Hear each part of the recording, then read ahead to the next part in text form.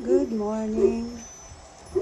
Mahangin dito sa amin ngayon. Kaya tingnan ninyo, yung mga halaman ko sa matatangkad na paso. Nagsuswing sila. Sana hindi mabali yung spike ng aking yung bulaklak ng aking cymbidium. Ito ay either yellow or pink. Ito, gustong gusto ko siya. Pero hindi ko alam kung anong pangalan nito. Ayan bawat isang dahon ay may mga laman sila. Ito, so another, they're the same. Ito naman is hindi ko na malala pangalan nito. Ano pa to? Clivia. Ito ay yellow.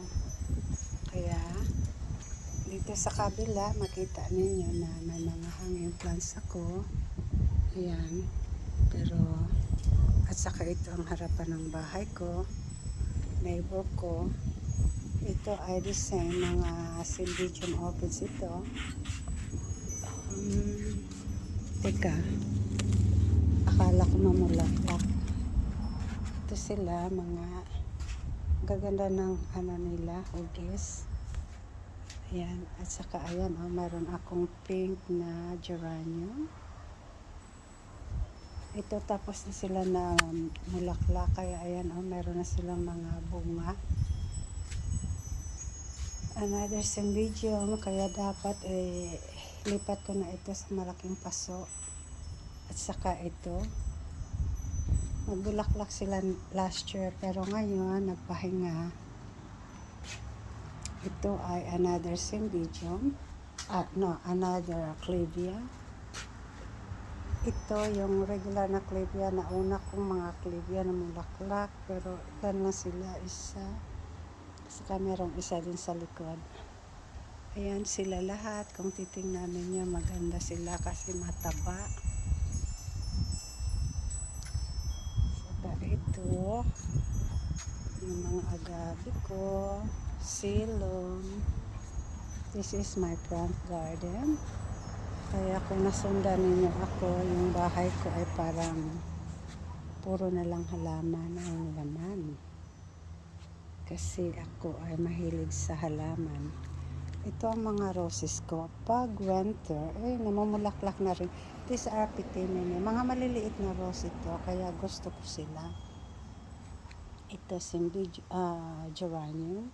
Tingnan ninyo kasi malapit na mag-springtime. I think sa March 22nd, springtime na dito sa amin. Kaya tingnan ninyo, after na pinutulan ko sila, ang gaganda na naman ng kanilang mga tubo.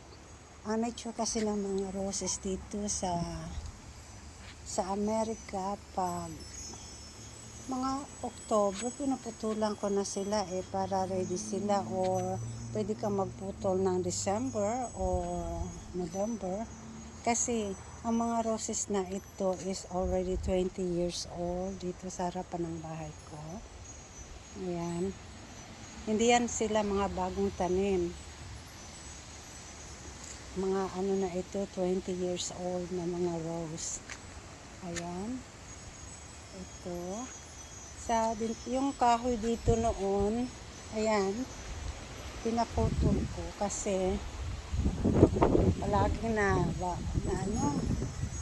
nabali ang kanyang mga sanga, kaya pinatay ko na lang siya. Tapos ito yung mga kalankowi ko, malapit na rin sila. Ito pula na geranium, yung pink na, sayang hindi ko nakuha kahapon kasi nakakita ako ng pink niya geranium. Ito ngayon ang aking harapan.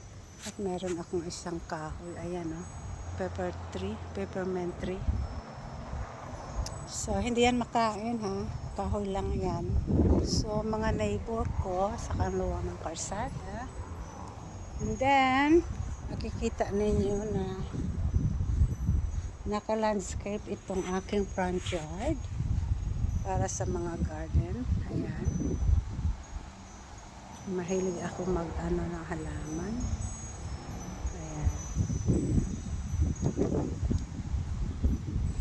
mga April, makikita ninyo yung mga bagong bulaklak ng mga roses ko. Ayan.